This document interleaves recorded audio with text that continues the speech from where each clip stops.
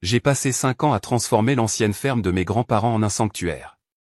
Puis mes beaux-parents ont déclaré, nous vendons notre maison et emménageons dans ta grange. Y a largement de la place.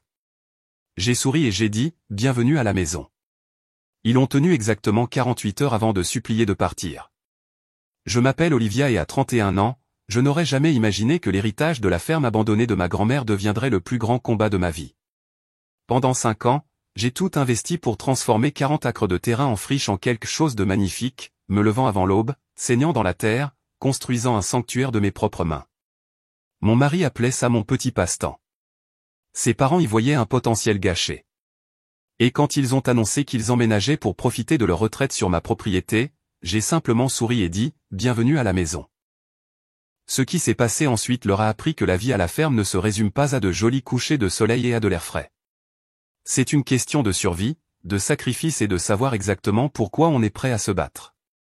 Si vous voulez entendre une histoire sur ce qui arrive quand des gens pleins de droits sous-estiment une femme qui a passé des années à apprendre à tenir bon, vous êtes au bon endroit.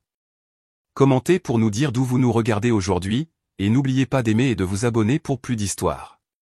La clé en laiton était froide dans ma paume quand l'avocat l'a pressée dans ma main après les funérailles de grand-mère Dorothy. Tout le monde avait déjà quitté l'église, la plupart se dirigeant vers la réception chez tante Carole, mais monsieur Henderson m'avait prise à part avec ce regard que les avocats ont quand ils sont sur le point de changer votre vie. Votre grand-mère a laissé des instructions spécifiques, a-t-il dit, en faisant glisser une enveloppe sur son bureau. Elle voulait que vous ayez la ferme de Willowbrook. J'ai fixé l'enveloppe, mon nom écrit de l'écriture tremblante de ma grand-mère. À l'intérieur, une seule phrase, fais-la refleurir, ma chérie. Elle t'attend. Noah attendait dans la voiture, faisant défiler son téléphone. Quand je me suis glissé sur le siège passager et que je lui ai parlé de l'héritage, il n'a même pas levé les yeux. 40 acres au milieu de nulle part. Il a finalement jeté un œil vers moi. Olivia, on pourrait vendre ça et rembourser le prêt de l'appartement, peut-être même en prendre un plus grand. Je n'ai pas répondu. Il y avait quelque chose dans cette clé qui ressemblait à une bouée de sauvetage dont j'ignorais avoir besoin. La première fois que j'ai conduit seul jusqu'à la ferme de Willowbrook, Noah a refusé de prendre un jour de congé. J'ai failli faire demi-tour 3 fois. L'allée était envahie par la végétation, des branches griffant ma voiture comme des doigts squelettiques. Quand la ferme est enfin apparue, mon cœur s'est serré.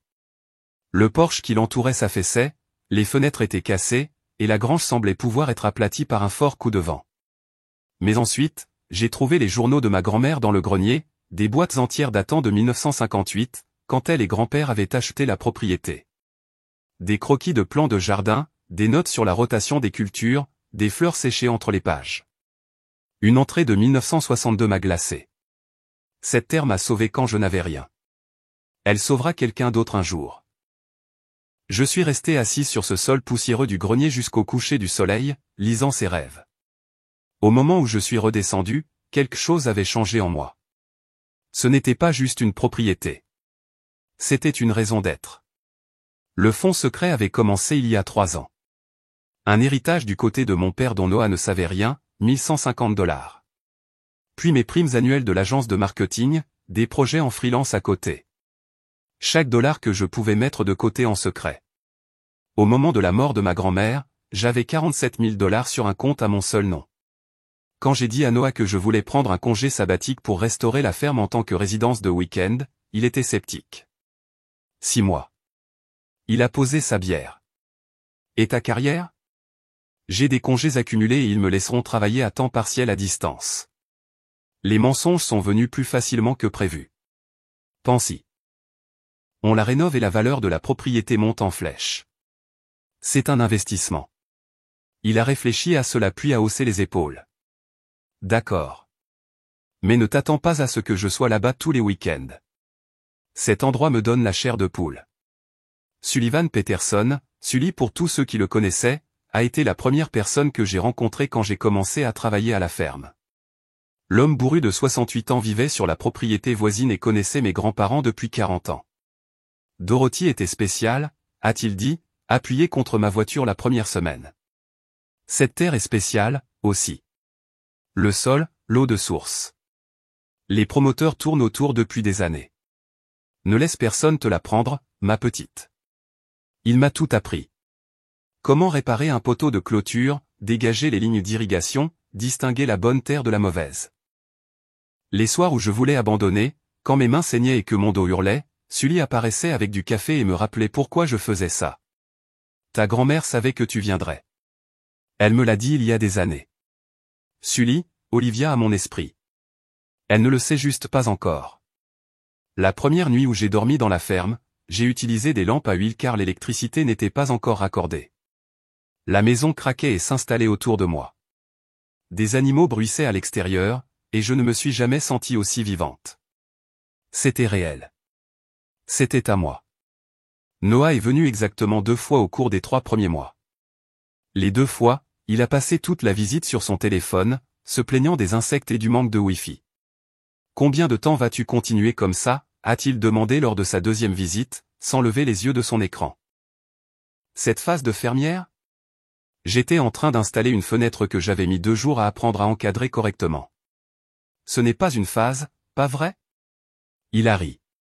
Eh bien, quand tu auras fini de jouer à la petite maison dans la prairie, fais-moi signe. Cette nuit-là, il a appelé ses parents. Je n'étais pas censé entendre, mais le son porte dans une maison vide. Elle est là-bas à jouer à la fermière, leur a-t-il dit. Ne vous inquiétez pas, elle s'en lassera. C'est juste Olivia qui fait son Olivia. Elle a besoin d'un projet pour se sentir importante. Je n'ai rien dit, mais quelque chose s'est durci en moi cette nuit-là. Quelqu'un qui avait été doux et confiant auparavant. La première année, j'ai appris la menuiserie grâce à des vidéos YouTube et aux instructions patientes de Sully. J'ai réparé le puits, installé des panneaux solaires sur le toit de la grange, commencé un petit potager. La 2e année, j'ai appris la plomberie et l'électricité de base, construit des poulaillers, agrandi le jardin, commencé à vendre des produits au marché fermier local sous le nom de Dorothy's Garden. La communauté m'a adopté. Meadow Jenkins du magasin d'aliments pour animaux m'a fait des réductions et m'a donné des conseils. Thomas Hartley, un entrepreneur à la retraite, m'a aidé à reconstruire la grange en échange de légumes frais. Les gens ont commencé à m'appeler par mon nom au bureau de poste. Noah venait de moins en moins. Il disait à ses amis que je traversais une période. Quand il venait, il faisait des blagues sur mon style de vie rustique et regardait sa montre constamment. La 4e année, j'avais transformé la ferme de Willowbrook en quelque chose d'extraordinaire. La grange était restaurée, abritant des chèvres et des poules. Une serre fournissait des légumes toute l'année. J'avais créé une forêt nourricière en permaculture qui attirait les oiseaux et les insectes bénéfiques. La ferme brillait grâce à l'énergie solaire. J'accueillais des séjours à la ferme et donnais des ateliers sur la vie durable. Et j'étais heureuse, véritablement heureuse jusqu'au plus profond de mon être, d'une manière que je n'avais jamais connue dans mon mariage. La propriété valait maintenant plus de 800 000 $. J'avais secrètement consulté une avocate en divorce, Linda Crawford, aussi perspicace qu'un éclair et d'une grande gentillesse, mais je n'avais pas encore franchi le pas. Une partie de moi espérait encore que Noah verrait ce que j'avais construit, qu'il me verrait, moi. Puis est venu le dîner de Noël dans le MC Mansion de Richard et Patricia. Les parents de Noah vivaient dans un monument à l'excès de 5000 pieds carrés en banlieue. Du marbre partout, des lustres dans chaque pièce, des meubles qui semblaient chers mais qui étaient froids. Patricia a servi du roast-beef et s'est plainte de sa femme de ménage tout le temps. Au dessert, Noah a mentionné nonchalamment, le petit projet de ferme d'Olivia commence enfin à payer. La propriété vaut une fortune maintenant. Les yeux de Richard se sont illuminés comme un requin qui sent le sang. Le sourire de Patricia est devenu crispé et calculateur. Je connaissais ce regard. Je l'avais déjà vu quand ils avaient convaincu Noah d'accepter un poste dans l'entreprise d'un ami de Richard au lieu de poursuivre la carrière qu'il voulait vraiment. 3 jours plus tard, Noah m'a appelé à la ferme. Mes parents veulent dîner avec nous. Ils ont une nouvelle excitante. J'aurais dû le savoir. J'aurais dû sentir le piège se refermer. Le restaurant était un de ces endroits où les serveurs portent des gilets et où la carte des vins a son propre sommelier. Richard avait réservé une salle privée. Mauvais signe. Nous avions à peine commandé les entrées quand Richard a lâché la bombe. Patricia et moi prenons notre retraite. Il a levé son verre de vin. Et nous avons pris une décision. Nous vendons la maison et nous déménageons à la ferme. Il y a beaucoup de place et nous pourrons enfin passer du temps de qualité ensemble en famille. Ma fourchette s'est figée à mi-chemin de ma bouche. Patricia sortait déjà son iPad. Je suis en train de planifier notre aile, a-t-elle lancé avec enthousiasme, faisant défiler des tableaux Pinterest. Nous prendrons le côté et du deuxième étage. Je suppose que c'est disponible. Et j'ai dessiné où ira le jacuzzi. Et Richard veut un putting green près de la grange. Nous partagerons les charges et les impôts fonciers, bien sûr, a ajouté Richard comme s'il me faisait une faveur. C'est parfait. Patricia a toujours voulu essayer la vie à la campagne. J'ai regardé Noah. Il hochait la tête, un léger sourire aux lèvres. Il était au courant, il en avait discuté avec eux. C'est inattendu. Ma voix semblait lointaine. J'ai besoin de temps pour y réfléchir. Le sourire de Patricia a vacillé. Réfléchir à quoi? Nous sommes de la famille, Olivia. Tu nous refuserais une retraite paisible? Richard s'est penché en avant. De plus, Noah a une part de propriété par le mariage. Nous avons déjà consulté notre avocat sur les détails. Le reste du dîner s'est déroulé dans un brouillard. J'ai souri, hoché la tête, n'ai rien dit de substantiel, mais à l'intérieur, je calculais, je planifiais. Le bureau de Linda Crawford sentait les vieux livrer le café. Elle a tout écouté, prenant des notes d'une écriture soignée avant de rendre son verdict. La propriété était votre héritage, donc elle est uniquement à votre nom. C'est une bonne chose. Elle a tapoté son stylo contre son bureau. Mais vous avez utilisé du temps marital et des économies communes pour les améliorations. Dans un divorce, Noah pourrait plaider pour une part de la valeur ajoutée. Ce ne serait pas la moitié, mais cela pourrait être substantiel. À quel point substantiel? 100 000 $, peut-être plus. Et une bataille judiciaire pourrait durer 2 ans et vous coûter la moitié de cette somme en frais juridiques. Elle m'a étudié. Mais voici le truc. Il devrait prouver que vous avez délibérément utilisé des biens matrimoniaux pour le frauder. D'après ce que vous m'avez dit, vous avez surtout utilisé votre héritage et vos propres revenus. Alors, qu'est-ce que je fais? Linda a souri. Ce n'était pas un sourire aimable. Donnez-leur exactement ce qu'ils demandent. Cette nuit-là, j'ai confronté Noah dans notre appartement. Quand comptais-tu me dire que tes parents déménageaient à la ferme? Il a eu la décence de paraître mal à l'aise. Je pensais qu'il t'en avait déjà parlé. Ils m'ont tendu un piège au dîner avec toi assis juste là, hochant la tête. Allez, Olivia. Il s'est levé, frustré. Ce sont mes parents. Tu as cette immense propriété. Pourquoi es-tu si égoïste? Égoïste? Je l'ai fixé. J'ai construit cet endroit à partir de rien. Chaque planche, chaque clou. Et ça vaut une fortune maintenant. Il a levé les mains en l'air. Pourquoi ne pourrions-nous pas tous en profiter? Ils veulent juste un endroit paisible pour leur retraite. Est-ce que tu aimes seulement la ferme, Noah? La question a plané entre nous. Il a hésité trop longtemps. Pas vraiment, a-t-il finalement admis. Mais elle a de la valeur. Nous pouvons tous y vivre et nous en sortir. Quoi? Sors de ma vue. Dors dans la chambre d'amis. Je ne peux pas te regarder en ce moment. Les appels de Patricia ont commencé le lendemain. Constant, incessant. Je pense que nous devrions enlever certains de ces arbres fruitiers. Ils bloquent la vue. La prairie de fleurs sauvages ferait un parfait parking si nous la bétonnions. Ces poulaillers sont adorables, mais nous devrons les déplacer. L'odeur, vous comprenez? Quand je n'ai pas immédiatement accepté, elle a commencé à envoyer des entrepreneurs pour évaluer la propriété. Je suis rentré du marché un samedi pour trouver 2 hommes en train de mesurer mes plates-bandes. Madame Ashford nous envoie, a expliqué l'un d'eux. Nous planifions l'installation de la piscine. Je les ai renvoyés, les mains tremblantes de rage. Sully m'a trouvé ce soir-là en larmes dans la grange. Qu'est-ce qui ne va pas, ma petite? Je lui ai tout raconté. Quand j'ai eu fini, son visage buriné était sombre. Je me suis renseigné en ville. Ce beau-père à toi? Il s'est informé sur les limites de propriété, les droits sur l'eau, les lois de zonage. Sully a secoué la tête. Les hommes comme Richard ne prennent pas leur retraite dans des fermes. Olivia, il les développe. Il prépare quelque chose. Les pièces du puzzle se sont assemblées. Richard avait été un promoteur immobilier commercial avant de prendre sa retraite. Il ne s'agissait pas de vie paisible à la campagne. Il s'agissait d'argent. J'ai fait quelques recherches. J'ai trouvé des dépôts de statuts de SARL, des propositions de développement pour des communautés rurales de luxe dans les comtés environnants, tout avec le nom de Richard. Il avait déjà fait ça, s'installant dans des propriétés, faisant pression sur les propriétaires pour qu'ils vendent, puis les revendant à des promoteurs. La confrontation finale a eu lieu un mardi. Noah est venu à la ferme avec ses parents. Richard avait un dossier sous le bras. Nous avons rédigé un accord de cohabitation, a-t-il annoncé, faisant glisser des papiers sur la table de ma cuisine, la table que j'avais restaurée de la grange de ma grand-mère. Nous paierons $1000 de loyer mensuel pour notre aile, mais nous avons besoin d'un droit de regard égal sur les décisions concernant la propriété, l'entretien, les améliorations, ce genre de choses. J'ai lu le contrat.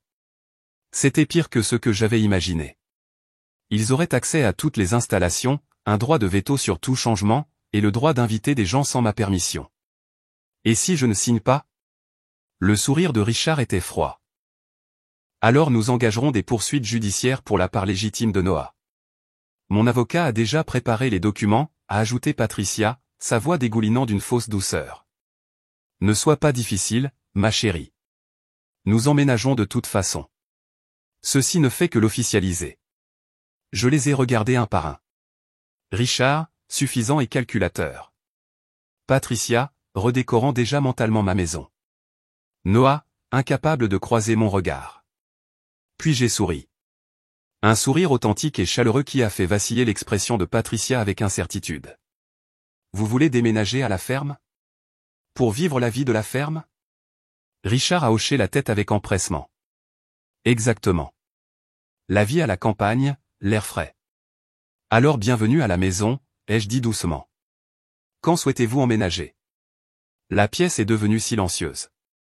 Noah avait l'air soulagé. Patricia avait l'air méfiante. Richard avait l'air triomphant. Nous pouvons être là d'ici la fin du mois, a dit Richard. Parfait. Je me suis levée, toujours souriante. Je vais préparer vos chambres. Après leur départ, j'ai appelé Sully, puis Midao, puis Thomas. J'ai besoin de votre aide, leur ai-je dit. Et j'ai besoin que vous me fassiez confiance. Quand j'ai expliqué mon plan, Sully a commencé à rire si fort qu'il a dû s'asseoir. Ta grand-mère serait tellement fière. Le jour du déménagement est arrivé avec un énorme camion U-Haul, des bagages de marque et des meubles qui appartenaient à une salle d'exposition, pas à une ferme. Patricia dirigeait les déménageurs comme un général commandant ses troupes, indiquant où elle voulait son canapé en cuir italien et sa collection d'art abstrait. Je les ai accueillis avec de la limonade fraîche et un sourire chaleureux. Bienvenue à la maison. J'ai préparé leur aile magnifiquement, le deuxième étage rénové avec du parquet restauré, une salle de bain privée avec une baignoire sur pied, et des fenêtres donnant sur la prairie. Patricia a tout inspecté avec des yeux plissés, cherchant quelque chose à redire. Elle n'a rien trouvé. C'est joli, a-t-elle finalement admis, clairement déçue. Où est le mot de passe du Wi-Fi? Oh, je lui ai tendu une petite carte. Nous utilisons l'Internet par satellite ici.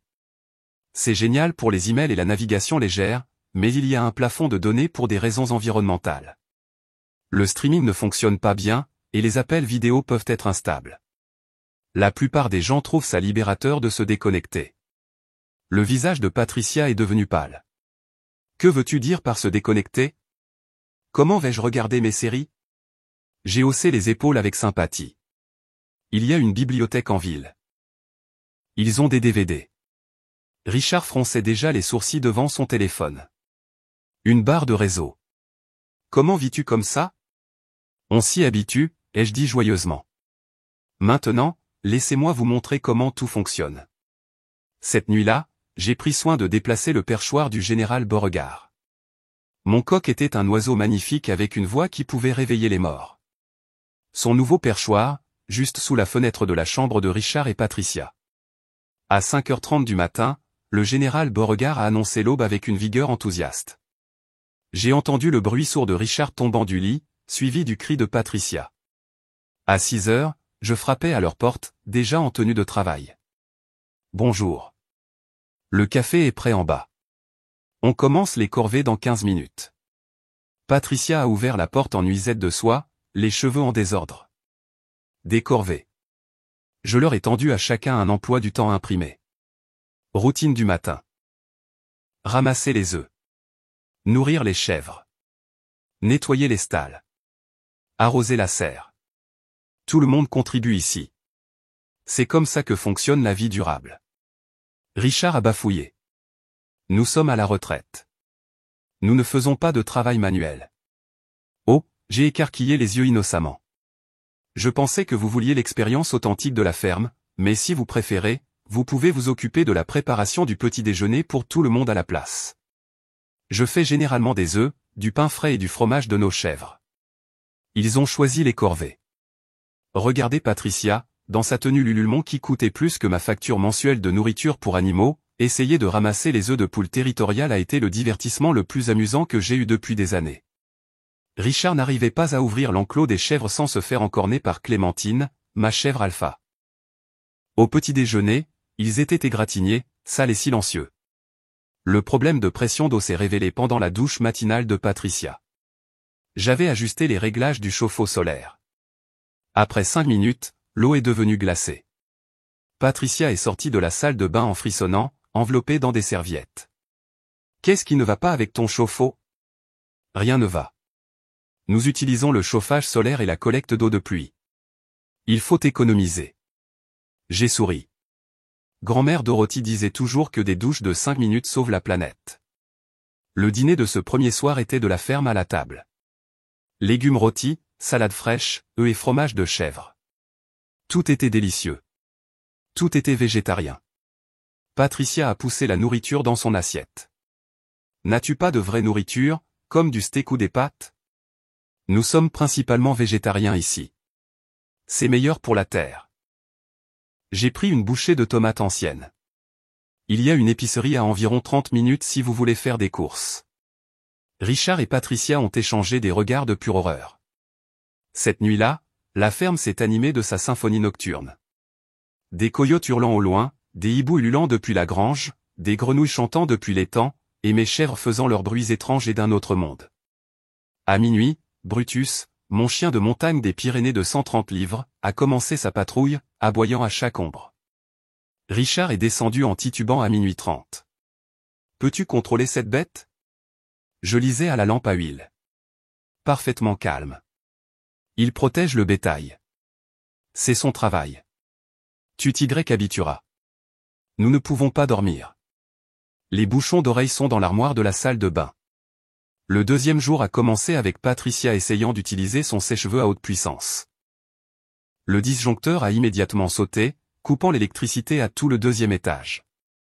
Je l'ai réarmé, mais j'ai expliqué les limites des panneaux solaires.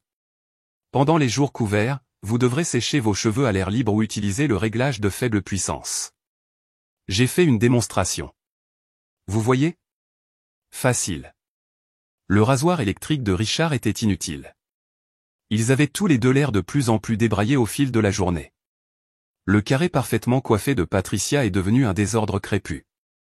La barbe de 3 jours de Richard est devenue une vraie barbe. Cet après-midi-là, Clémentine est entrée en travail. Olivia a appelé Thomas depuis la grange. C'est l'heure. J'ai tout laissé tomber et j'ai couru. Les naissances de chèvres pouvaient être compliquées et Clémentine était une primipare. J'avais besoin de tout le monde sur le pont. Richard, Patricia, ai-je crié. J'ai besoin d'aide. Ils sont venus à contre-cœur, observant la scène, Clémentine sur le côté, clairement en détresse. Sully avait déjà mis ses gants. Que veux-tu que nous fassions ? A demandé Richard faiblement. Tenez-la fermement. Parlez-lui. Gardez-la calme. Pendant les 2 heures suivantes, nous avons travaillé. C'était salissant, primal, intense. Patricia avait l'air de pouvoir s'évanouir quand le premier chevreau est apparu dans son sac amniotique. Mais quand le deuxième chevreau est arrivé et que les deux se sont mis à bêler, quelque chose a changé. Ils sont vivants, a murmuré Patricia, les larmes aux yeux. Nous les avons aidés à naître.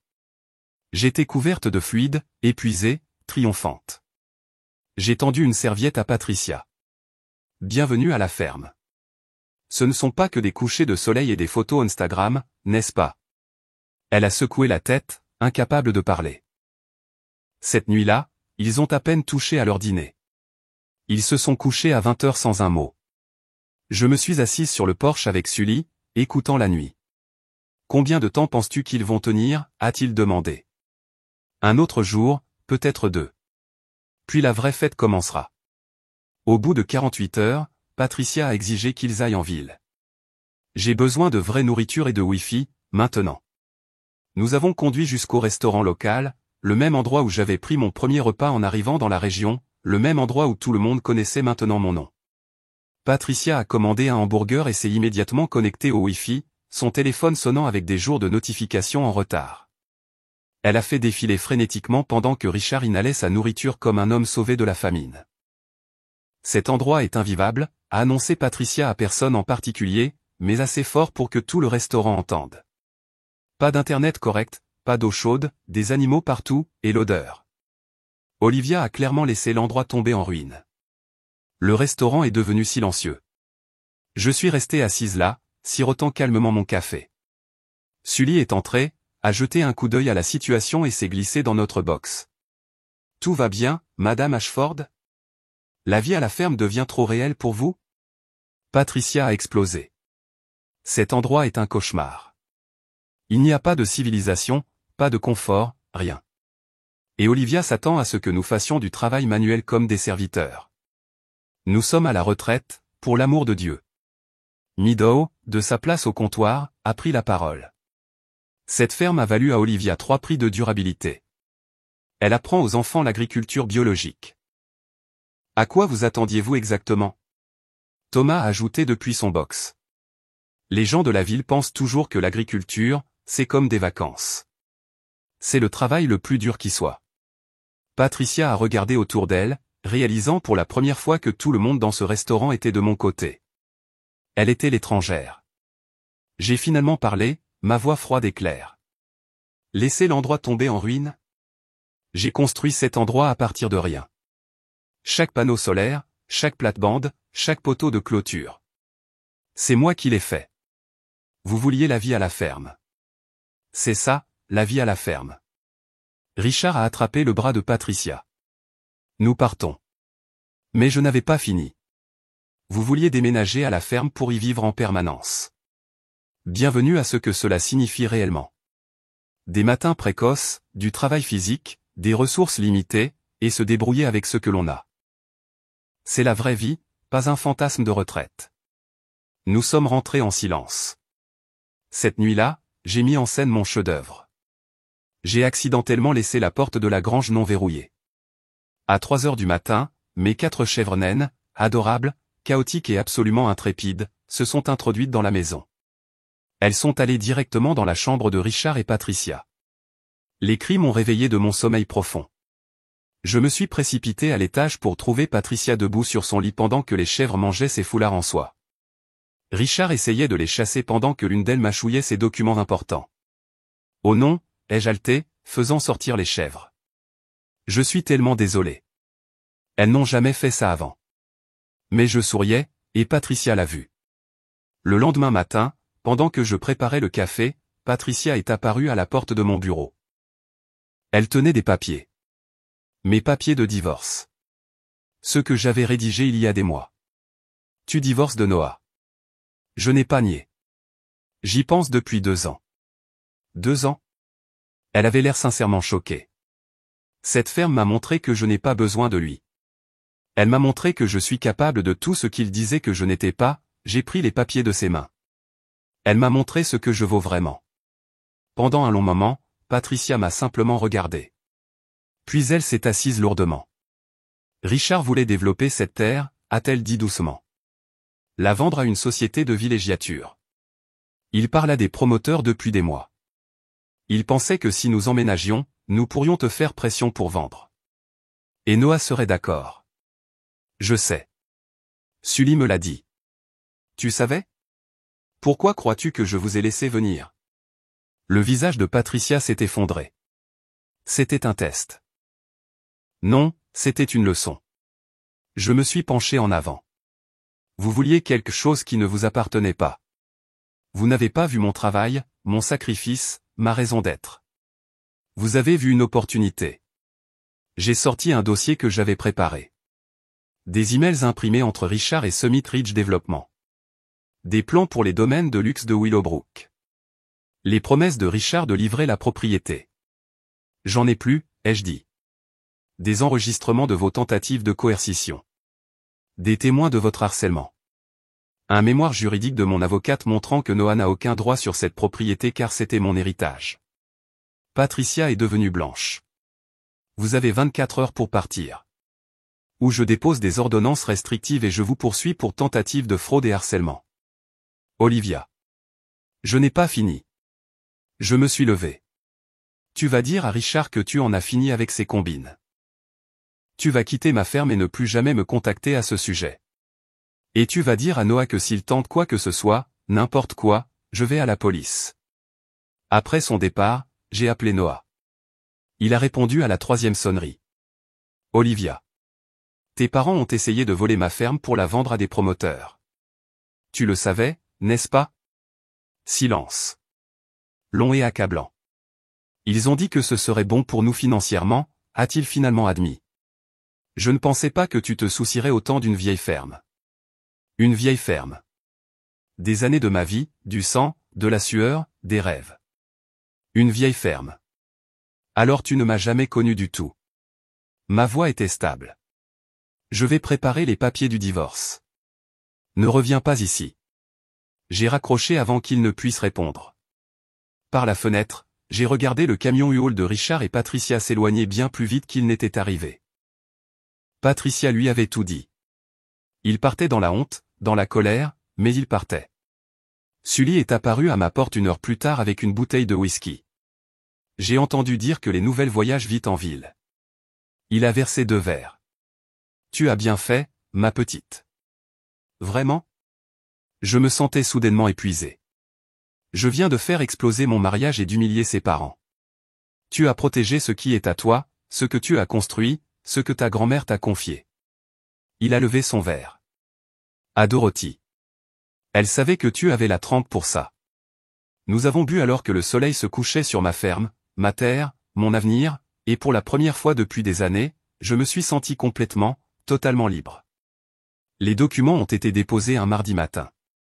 Le bureau de Linda Crawford sentait la possibilité et les nouveaux départs.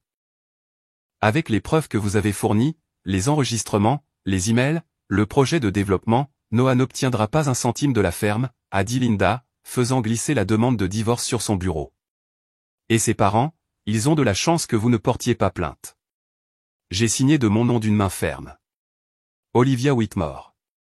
J'allais reprendre mon nom de jeune fille, le nom qui appartenait à cette terre. Il y a autre chose, a ajouté Linda, son expression sérieuse. L'avocat de Noah a pris contact. Il veut régler rapidement. Je pense qu'il s'inquiète des implications de fraude si cela devient public. Bien. Qu'il s'inquiète. Le règlement a été finalisé en 2 semaines. Noah n'a rien obtenu de la ferme, pas un seul dollar de sa valeur de 800 000 $. Nous avons partagé la valeur nette de l'appartement, qui était minime, et divisé notre compte d'épargne commun, qui contenait moins de 5 000 $. Tout ce qui concernait la ferme est resté avec moi. J'avais gagné. Mais la victoire semblait vide ces premiers jours. La ville s'est ralliée autour de moi comme je ne l'avais jamais vécu. Quand la nouvelle s'est répandue de ce qui s'était passé, et dans une petite ville, la nouvelle se répand toujours, les gens se sont montrés. Mido a apporté des plats cuisinés. Thomas a réparé ma clôture sans qu'on le lui demande. Sully a passé 3 soirées simplement assis sur mon porche, me tenant compagnie pendant que je digérais tout. Tu n'es pas seul ici, a dit Mido un après-midi au magasin d'aliments pour animaux. Tu es l'une des nôtres maintenant. Mon stand de ferme a vu doubler sa clientèle. Des gens qui n'avaient jamais acheté chez moi avaient soudainement besoin de tomates biologiques et de frais. Les restaurants locaux, même le plus chic à 2 villes de là, ont commencé à appeler, voulant acheter mes produits en exclusivité. Le jardin de Dorothy a la meilleure qualité de la région, m'a dit le chef Anton. Et honnêtement, nous admirons ce que vous avez fait en tenant tête à ces gens. J'ai reçu des dizaines de lettres. Certaines d'étrangers qui avaient entendu l'histoire, mais la plupart de femmes dans des situations similaires, piégées dans des mariages, étouffées par les attentes familiales, rêvant de leur propre version de la liberté. Une lettre d'une femme nommée Claire dans le Massachusetts m'a fait pleurer. Vous m'avez montré que c'est possible. Je quitte mon mari le mois prochain. Je suis terrifié, mais vous l'avez fait. Si vous pouvez construire toute une ferme, je peux construire une nouvelle vie. J'ai répondu à chaque lettre.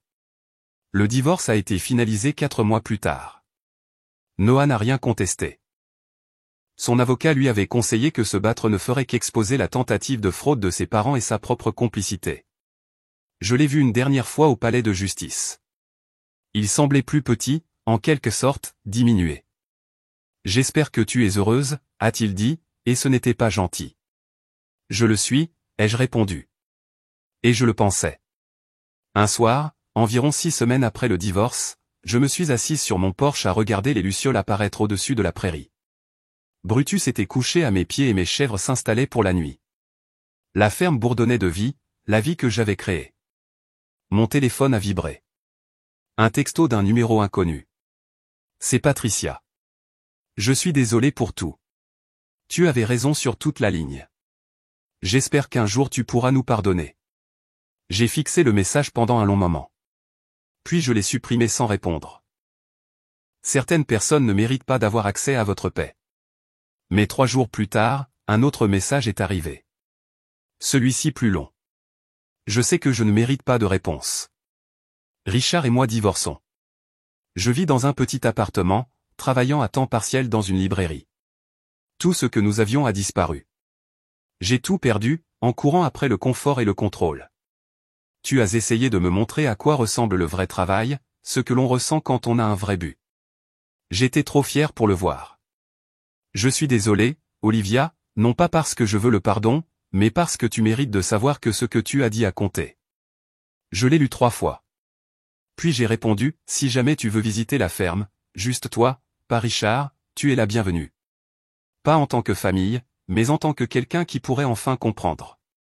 Sa réponse est venue immédiatement. Merci. J'aimerais beaucoup.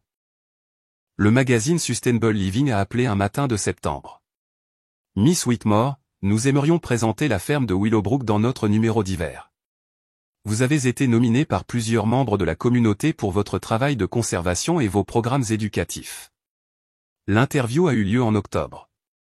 La journaliste, une femme nommée Rebecca Chen, a passé 3 jours à la ferme, documentant tout. Elle a aidé aux corvées, interviewé les voisins, et s'est assise avec moi pendant des heures pour parler de mon parcours. C'est le rêve américain, vous savez, a dit Rebecca lors de sa dernière soirée. Pas la maison, la voiture et le travail en entreprise.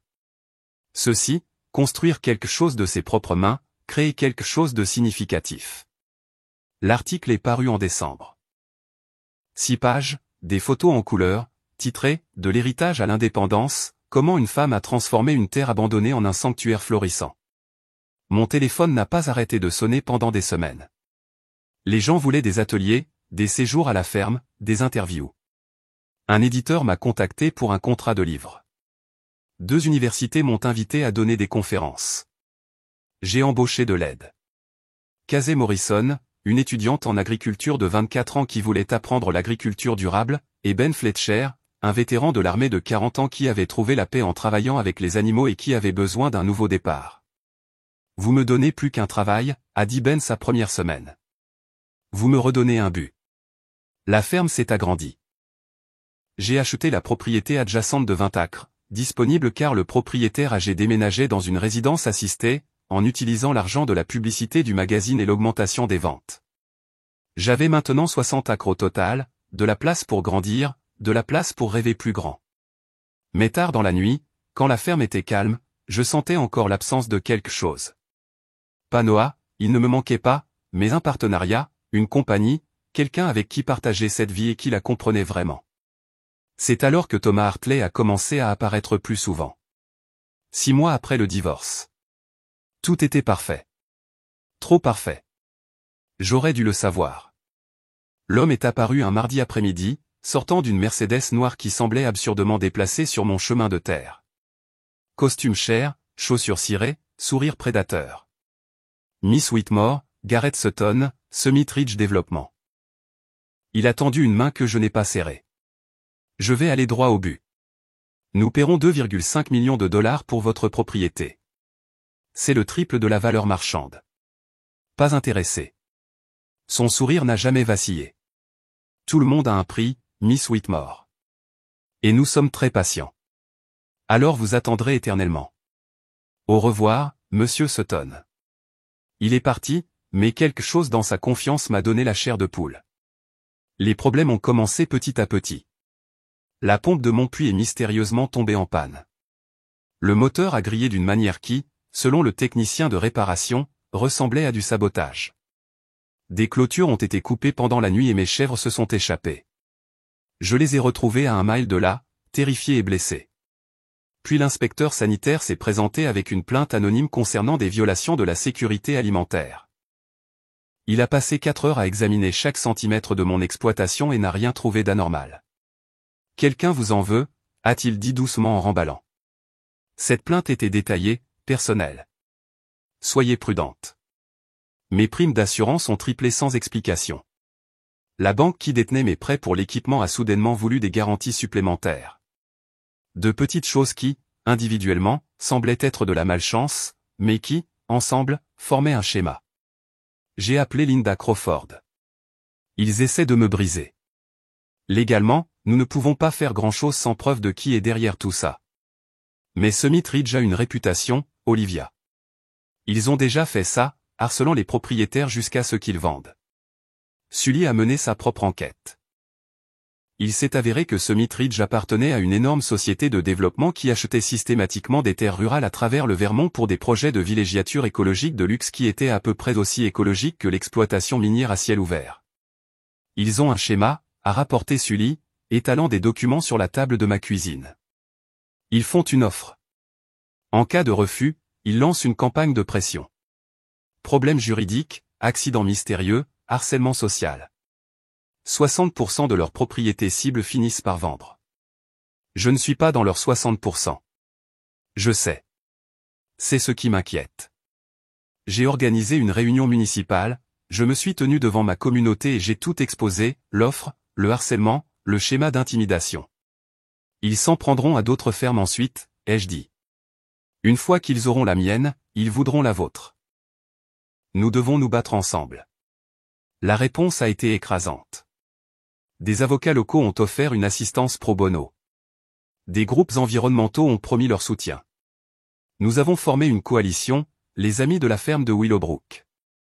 J'ai demandé le statut de monument historique, la ferme d'origine datant de 1894. J'ai travaillé avec des conservationnistes pour désigner la terre comme corridor faunique, ce qui rendrait le développement presque impossible. J'ai engagé un publiciste pour m'assurer que chaque mouvement de Summit Ridge était documenté et public. Garrett Sutton est revenu, et cette fois il ne souriait pas, « Vous faites une erreur qui va vous coûter très cher, Miss Whitmore. Nous pouvons vous enterrer sous les frais de justice. Nous pouvons vous rendre la vie misérable. » J'ai brandi mon téléphone en train d'enregistrer. Est-ce une menace, M. Sutton? Parce que cela ressemble à de la coercition et de l'intimidation et j'ai des témoins. Il est parti, les pneus crachant du gravier. Mais cette nuit-là, quelqu'un s'est introduit dans ma ferme. Je me suis réveillé au son des aboiements frénétiques de Brutus, j'ai attrapé mon téléphone et appelé le 911, puis j'ai saisi la batte de baseball que je gardais près de mon lit. Brutus avait coincé quelqu'un dans la grange, un homme en vêtements sombres tenant un appareil photo et des documents. La police est arrivée en moins de 10 minutes. L'homme était un détective privé engagé par Summit Ridge pour trouver des informations compromettantes sur moi. Effraction, violation de propriété, tentative de vol de documents de propriété. L'arrestation a fait les gros titres. Une société de développement surprise en train de harceler une agricultrice. La publicité a été un raz-de-marée. Des équipes de télévision se sont présentées. Des représentants de l'État ont fait des déclarations. Des organisations environnementales ont lancé des campagnes. Le cours de l'action de Summit Ridge a chuté de 3% en une journée. Linda Crawford a rassemblé une équipe juridique, 3 avocats pro bono spécialisés dans les droits de propriété et le harcèlement d'entreprise. Nous avons intenté un procès. Harcèlement, tentative de coercition, dommages matériels, complot en vue de frauder, et une douzaine d'autres chefs d'accusation. Nous allons les détruire, a promis Linda. Et elle le pensait. La bataille juridique a duré 4 mois. Summit Ridge a tenté de régler à l'amiable 2 fois. Nous avons refusé les 2 fois. Je voulais que ce soit public. Je voulais que chaque petit agriculteur en Amérique voie qu'on pouvait se défendre contre les intimidateurs corporatifs. Le règlement est arrivé en mars. 500 000 $ de dommages et intérêts, des excuses publiques imprimées dans tous les grands journaux, et une restriction légale permanente empêchant Summit Ridge ou l'une de ses filiales de m'approcher à nouveau au sujet de la propriété. J'ai utilisé l'argent pour acheter une autre propriété adjacente, 20 acres avec un ruisseau qui la traverse. J'avais maintenant 80 acres, un empire bâti sur la détermination et la rancune. Ta grand-mère perdrait la tête de fierté, a dit Sully quand je lui ai montré le nouveau terrain. Je pense qu'elle le savait, ai-je répondu. Je pense qu'elle a toujours su de quoi j'étais capable. Cette nuit-là, je me suis tenu au point le plus élevé de ma propriété et j'ai regardé tout ce que j'avais construit, tout ce que j'avais protégé. Les lumières de la ferme scintillaient en bas, mes animaux en sécurité, ma terre sécurisée pour des générations. J'avais encore gagné. Mais cette victoire était différente, plus douce. Parce que je n'avais pas seulement protégé ma ferme, j'avais créé un précédent pour tous ceux qui viendraient après moi. Le printemps est arrivé tôt cette année-là, et avec lui le changement. J'ai étendu mes activités avec l'argent du règlement et le nouveau terrain. J'ai construit un centre éducatif pour les ateliers d'agriculture durable qui avait maintenant une liste d'attente de 6 mois. J'ai créé un sanctuaire pour les animaux de ferme sauvés que Ben dirigeait avec une expertise tendre. J'ai embauché 4 autres employés à temps plein. Kazé est devenue ma directrice de ferme, se révélant inestimable. Tu m'as donné plus qu'un travail, a-t-elle dit un soir. Tu m'as montré qu'une femme peut construire un empire de ses propres mains. La ferme n'était plus seulement la mienne. Elle appartenait à tous ceux qui travaillaient ici, apprenaient ici, trouvaient la paix ici. Puis Noah s'est montré. J'étais dans la serre en train de transplanter des plants de tomates quand l'aboiement de Brutus a annoncé un visiteur. À travers la vitre, j'ai vu Noah debout près de sa voiture, l'air incertain. Il avait perdu du poids, semblait plus vieux, plus doux en quelque sorte. J'ai pris mon temps pour me laver les mains avant de sortir. Olivia. Noah. Je n'ai pas offert de chaleur, mais je n'étais pas hostile non plus, juste neutre. Il était un étranger maintenant. Je suis venu m'excuser. Il a regardé le sol. Tu avais raison sur tout. J'étais concentré sur ce que la ferme pouvait me donner, l'argent, l'actif, le statut de propriétaire. Je n'ai jamais vu ce qu'elle te donnait, ce que tu y as mis. Pourquoi maintenant? Je suis en thérapie depuis 6 mois. Mon thérapeute m'a aidé à voir. Il a fait une pause, luttant. L'obsession de mes parents pour l'argent et le statut m'a empoisonné.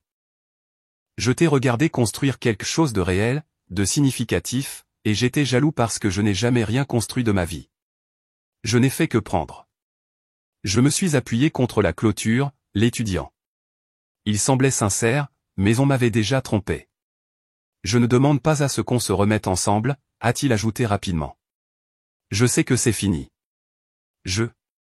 J'avais juste besoin que tu saches que je comprends maintenant ce que j'ai perdu, qui j'ai perdu. J'apprécie les excuses, mais je ne peux pas te donner l'absolution, Noah. Tu m'as blessé. Tu m'as trahi. Et tu as essayé de prendre tout ce que j'avais construit. Je sais. Peut-être qu'un jour nous pourrons être amis, mais pas aujourd'hui. Pas avant longtemps.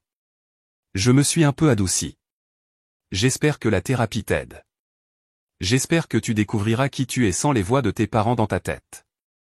Il a hoché la tête, les yeux humides. Puis-je te demander une chose? Es-tu heureuse? J'ai regardé ma ferme. La serre où la nourriture poussait. La grange où les animaux prospéraient. Les champs où les étudiants apprenaient. La maison que j'avais construite de mes propres mains. Plus heureuse que je ne l'ai jamais été dans ma vie. Il est monté dans sa voiture et est parti. Je n'ai rien ressenti. Ni colère, ni tristesse, juste la paix. Thomas Hartley avait été une présence constante pendant des années, mais j'avais été trop concentré sur la survie pour le remarquer. L'entrepreneur divorcé m'avait aidé à construire des clôtures, à réparer du matériel, à installer des systèmes d'irrigation. Il était stable, gentil, et ne demandait jamais rien en retour. Nous prenions le café ensemble tous les mercredis matins depuis presque 1 an. À un moment donné, c'était devenu ma partie préférée de la semaine. Un soir de mai, après m'avoir aidé à réparer le poulailler, il a demandé « Voudrais-tu dîner un de ces soirs ?» Un vrai dîner, pas du travail à la ferme et du café. J'ai été surprise de voir à quel point je voulais dire oui. Notre premier rendez-vous était simple. Un restaurant de la ferme à la table à 2 villes de là, où ils me connaissaient par mon nom et nous ont traités comme des célébrités. Puis, observation des étoiles depuis la benne de son camion garé sur la haute crête surplombant la vallée. Je n'essaie pas de te faire tourner la tête, a dit Thomas, allongé à côté de moi et regardant les étoiles. J'apprécie juste vraiment ta compagnie. Pas de pression, pas d'attente. C'était exactement ce dont j'avais besoin. Quelqu'un qui comprenait que j'avais construit une vie que j'aimais, et que je ne cherchais pas quelqu'un pour me compléter, juste quelqu'un pour marcher à mes côtés. Nous avons pris notre temps. Des dîners, du travail à la ferme ensemble, de longues conversations sur tout et rien. Il n'a jamais essayé de me changer ou de changer la ferme. N'a jamais offert de conseils non sollicités ou essayé de prendre en charge des projets. Il a juste soutenu. 3 mois plus tard, il m'a embrassé pour la première fois dans mon jardin, entouré de plants de tomates et de l'odeur du basilic. C'était comme rentrer à la maison. Ma sœur cadette, Charlotte, a appelé en juillet. Nous étions en froid depuis le divorce. Elle avait initialement pris le parti de Noah, croyant sa version selon laquelle j'avais eu une sorte de dépression. J'ai vu l'article du magazine, a-t-elle dit, et toute la couverture médiatique sur le procès. Olivia, je me suis tellement trompée sur toi. Oui, c'est vrai. Silence. Puis-je venir te voir? J'ai besoin de voir cet endroit. De voir ce que tu as construit. J'ai failli dire non, mais quelque chose m'a fait hésiter.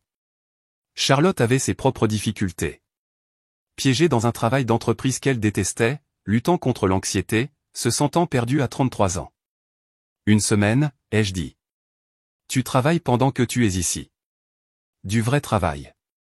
Marché conclu. Charlotte est arrivée en août, sortant de sa voiture de location en jean de marque Étalon. Je lui ai tendu des bottes de travail et une salopette. Bienvenue à la ferme de Willowbrook. On commence à l'aube. Je l'ai fait travailler dur cette semaine-là. Corvée du matin, entretien du jardin, soins des animaux, préparation des repas. Pas de téléphone sauf pendant les pauses désignées. Pas de plainte. Les 2 premiers jours, elle a eu du mal, ses plaintes de courbatures, de terre sous les ongles, des matins précoces. Mais au 3e jour, quelque chose a changé. Elle a commencé à poser des questions sur les plantes, les animaux, les systèmes que j'avais mis en place. Le 5e jour, je l'ai trouvée en larmes dans le jardin. Qu'est-ce qui ne va pas? Rien ne va. C'est ça le problème. Elle m'a regardé, les larmes coulant. J'ai passé une semaine à faire le travail physique le plus dur de ma vie et je me sens en paix. Comment savais-tu que c'était ce dont tu avais besoin? Je me suis assise à côté d'elle dans la terre. Je ne le savais pas. J'ai juste continué à faire un pas, puis un autre, et encore un autre, jusqu'à ce qu'un jour je réalise que j'avais construit quelque chose que je ne pouvais pas abandonner. Je déteste ma vie, Liv. Je déteste mon travail, mon appartement, la personne que je suis devenue. Je ne sais pas comment réparer ça. Commence petit. Fais un pas, puis un autre. Cette nuit-là, Charlotte a proposé une idée. Et si je m'occupais du côté commercial de la ferme? Marketing, vente, présence en ligne, partenariat. Tu te concentres sur les opérations. Je gère la stratégie de croissance. J'étais hésitante. J'avais déjà mélangé famille et affaires. Cela avait détruit mon mariage. Mais Thomas, quand je lui ai demandé son avis, a dit « Charlotte n'est pas Noah. Elle demande à travailler pour toi, pas à prendre de toi. Donne-lui une chance. » Nous avons rédigé un accord de partenariat formel avec l'aide de Linda Crawford. Des limites claires, des rôles définis, des protections juridiques. Charlotte recevrait un salaire et un petit pourcentage des bénéfices, mais la terre resterait uniquement la mienne. Elle a emménagé dans l'appartement rénové de la grange en septembre. Et pour la première fois depuis des années, j'avais de la famille à la ferme qui soutenait réellement ma vision. 2 ans après le divorce, la ferme de Willowbrook était tout ce dont j'avais rêvé et plus encore. Nous étions une exploitation certifiée biologique accueillant plus de 100 événements éducatifs par an. Le programme de séjour à la ferme avait une liste d'attente d'1 an. Des universités envoyaient des étudiants en stage. Nous avions été présentés dans 3 documentaires sur l'agriculture durable. J'étais devenu une voix dans le mouvement, prenant la parole lors de conférences, conseillant les décideurs politiques, écrivant des articles. Mais je n'ai jamais oublié d'où je venais. Une cadre marketing épuisée avec un mariage brisé et un héritage en ruine. En novembre, en rénovant le grenier pour plus de rangement, j'ai trouvé quelque chose qui a tout changé. Une boîte en bois cachée sous les lattes du plancher, étiquetée « pour Olivia ». À l'intérieur, des lettres. Des dizaines d'entre elles, écrites par grand-mère Dorothy sur 20 ans. Adressées à moi, mais jamais envoyées. Je me suis assise sur ce sol poussiéreux et je les ai toutes lues. Olivia, 10 ans. Tu as visité la ferme aujourd'hui avec tes parents. Pendant que tout le monde se plaignait de la chaleur et des insectes, tu as passé 3 heures dans le jardin à me poser des questions sur chaque plante. Tu as mon esprit, ma douce fille. Quand tu seras prête, rentre à la maison. Olivia, 16 ans. J'ai entendu dire que tu postules à des universités. Ta mère dit que tu veux étudier le marketing. J'espère que tu trouveras le succès, mais j'espère aussi qu'un jour, quand la ville te brisera comme elle m'a brisé, tu te souviendras qu'il y a un endroit qui peut te guérir. Olivia, 24 ans, tu as épousé ce garçon, Noah. Je l'ai rencontré au mariage. Il ne te voit pas. La vraie toi, la toi forte. Quand tu te verras enfin clairement, rentre à la maison. La ferme t'attendra. Olivia, 29 ans. Je suis en train de mourir. Les médecins disent que j'ai peut-être 1 an. Je te laisse la ferme, non pas parce que tu en as besoin, mais parce qu'elle a besoin de toi. Tu es la seule qui comprendra ce que cette terre signifie, ce qu'elle peut devenir. Sauve-la, ma chérie. Sauve-toi. Fais-la refleurir.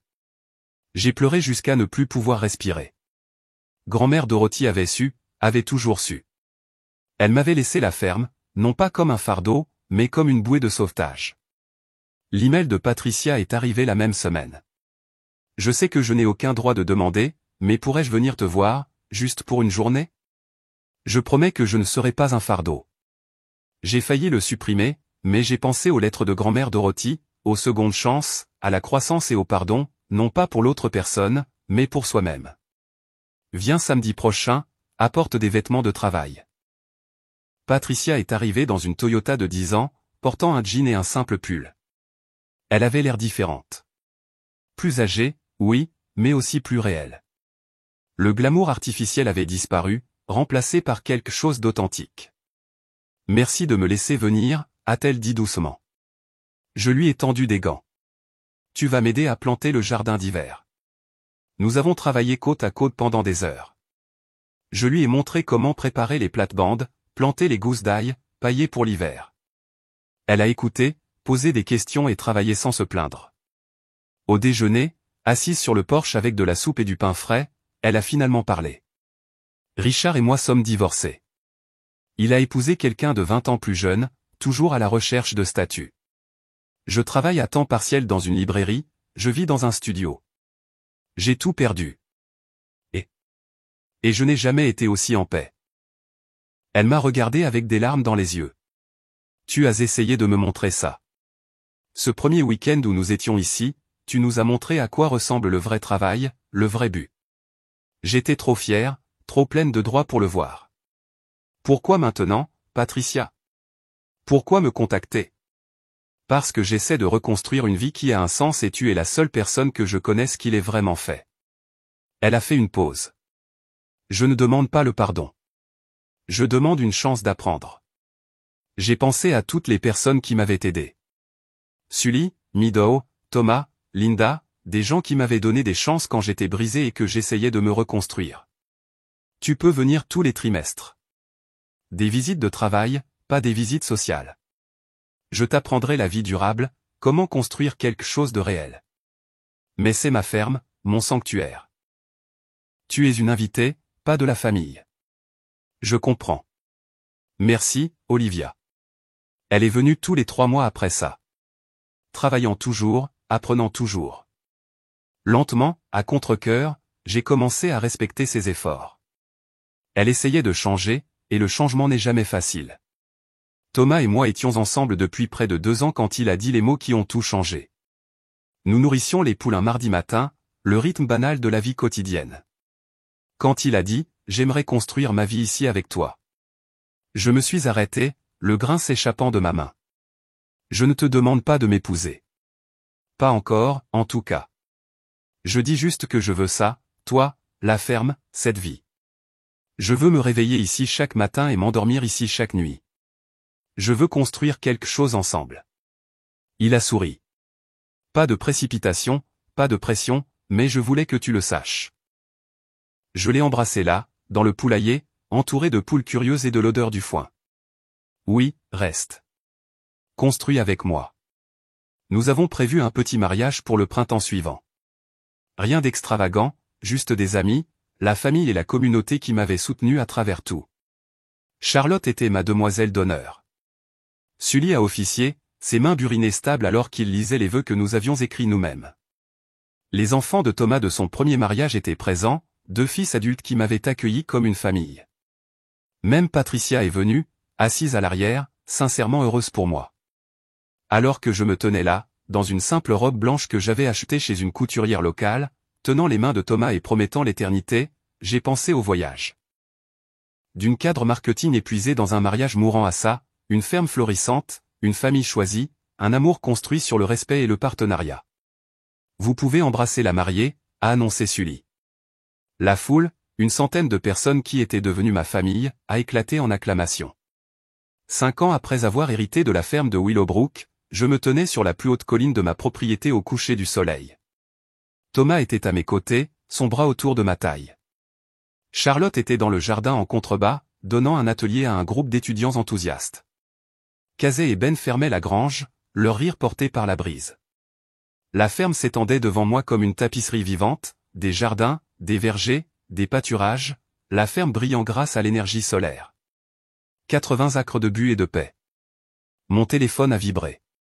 Un texto d'un étranger. J'ai lu votre histoire, comment vous avez construit votre ferme à partir de rien. Je quitte mon mariage demain. J'ai peur, mais vous me montrez que c'est possible. Merci, ai-je répondu. Faites le premier pas, puis faites-en un autre. Vous êtes plus forte que vous ne le pensez. Vous pouvez le faire. Thomas a serré ma main. À quoi penses-tu? À grand-mère Dorothy. Elle m'a laissé une dernière lettre. Je l'ai relue ce matin. J'ai sorti le papier usé que je gardais dans ma poche. Je l'ai lu à haute voix une fois de plus. Tu l'as fait fleurir, ma chérie. Je savais que tu le ferais. Cette terre n'est pas seulement la tienne. C'est ton héritage maintenant. Protège-la. Enseigne aux autres. Et souviens-toi, tu n'as jamais été seul. J'ai toujours été là. Dans chaque graine que tu as plantée, dans chaque lever de soleil que tu as vu, dans chaque leçon que tu as apprise. La ferme ne t'a pas seulement sauvé, tu as sauvé la ferme. C'est ça, la vraie magie. Avec tout mon amour, grand-mère Dorothy. Elle avait raison, ai-je murmuré au vent. Surtout. Thomas m'a embrassé sur la tempe. Prête à rentrer? J'ai préparé le dîner. Dans 1 minute. J'ai regardé ma terre une dernière fois. Je veux juste rester ici un peu plus longtemps. Prends tout le temps qu'il te faut. Je ne vais nulle part. Et il le pensait. Alors que le soleil se couchait enfin, peignant le ciel de nuances d'or et de rose, j'ai pensé à tout ce que j'avais surmonté. Les beaux-parents pleins de droits qui avaient essayé de voler ma terre, les promoteurs corporatifs qui avaient essayé de me briser. Le mariage qui avait essayé de me diminuer. J'avais survécu à tout ça. Plus que survécu. J'avais prospéré. Cette ferme, cette vie, cette paix, je l'avais construite de mes propres mains. Et personne ne pourrait jamais me la reprendre. D'accord, ai-je finalement dit, me tournant vers la ferme où une lumière chaude brillait à chaque fenêtre. Rentrons à la maison. Parce que c'est ce que cet endroit était maintenant. Pas seulement une ferme, pas seulement une propriété, pas seulement un héritage, la maison. Et je m'étais battu comme une diablesse pour la garder. Quand quelqu'un essaie de prendre ce que vous avez construit de vos propres mains, jusqu'où êtes-vous prêt à aller pour le protéger? Si cette histoire a résonné en vous, appuyez sur le bouton j'aime et abonnez-vous pour plus d'histoires sur la manière de défendre son territoire quand la famille essaie de vous le prendre.